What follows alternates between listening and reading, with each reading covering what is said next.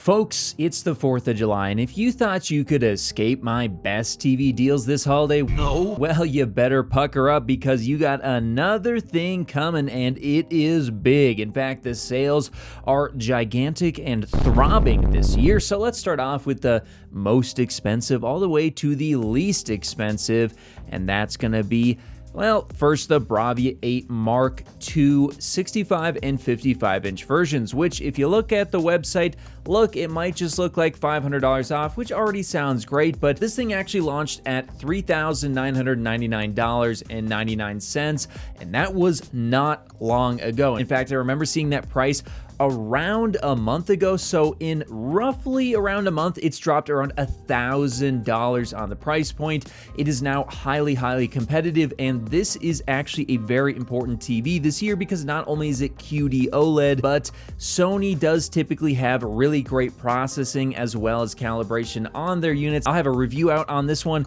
very soon, so get ready for that. But every time I've seen this display, it has been absolutely incredible, and I do think that this is going to end up being one of the best displays you can buy in 2025 when it comes to darkroom theater type of viewing. Now, it's QD OLED, so it is going to have some magenta issues in brighter rooms, and if that's an issue for you, well, let's move on to the next most expensive display, and this one has some trade-offs versus the Bravia 8 Mark II. Thankfully, they're both glossy displays giving you really high clarity, but the LG G5 OLED, unlike QD OLED, isn't going to have issues with magenta in brighter rooms, which means, yes, the LG G5 will be a better bright room OLED, even though both these TVs are going to get incredibly bright. Also, it will have 165 Hz and should have lower latency, making it a possible option for those of you looking for a large PC monitor as well, if you want to get the 55-inch version. But this one is actually around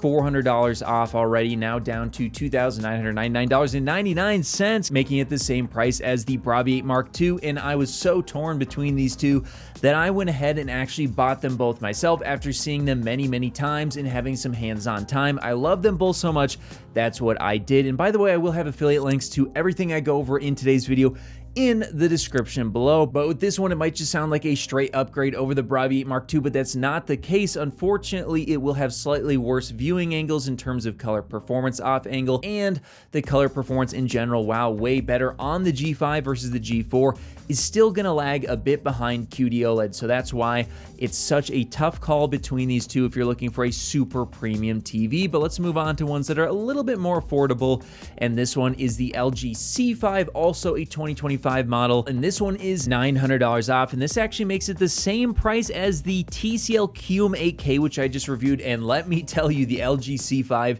is going to be a much better TV for that price point. So I think this is actually a really excellent price for a 2025 OLED, and you just don't see sales this deep, I don't recall, very often this quickly after release. So I think that's actually a really great price for the 65-inch C5 variant. Now, it's not going to have as good of colors or brightness as the G5, but it is still a significant jump in terms of brightness over previous year's models, and it still will have the really great ambient light handling that you can expect to see on all LG OLEDs, which is excellent. Now, next up, we have the Samsung 65-inch S90D, and this is just such a classic TV. Yes, it's a 2024 model, but it's down to $1,336.91. Now, it's saying it's $263.08 off versus the recent pricing.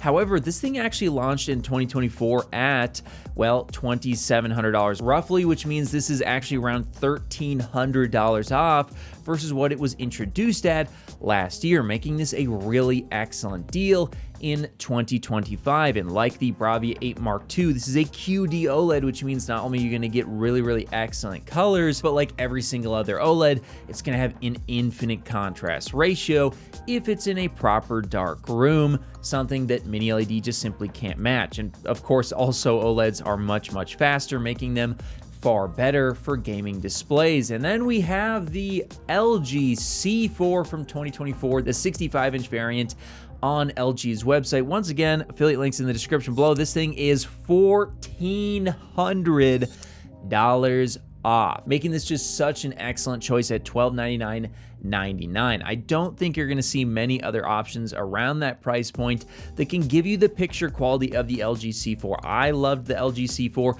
The only downside is you will see a slight reduction in brightness in the game mode versus the filmmaker mode. However, this still will have pretty good brightness by OLED standards today, and it does have the infinite contrast ratio and excellent ambient light handling that we've come to know and love from LG. Also, we have the Panasonic 2024 Z85. This is kind of close to what you could consider something from LG like the LG B4. It does have some slight differences, but if you want something kind of similar to an LG C4 but just not as bright, this will do it for $997.99 or 45% off its listed price, making it an absolutely excellent deal. But there you have it. Those are the best deals this year. Personally, if I was going to pick one, well, if I was an enthusiast, I'd have a tough call between the LG G5 and the Bravia 8 Mark II. I mean, $1,000 off the Bravia 8 Mark II is really, really good. If I was in a dark room, I'd pick that up. If I thought there'd be light coming into my room, I'd pick up the LG G5.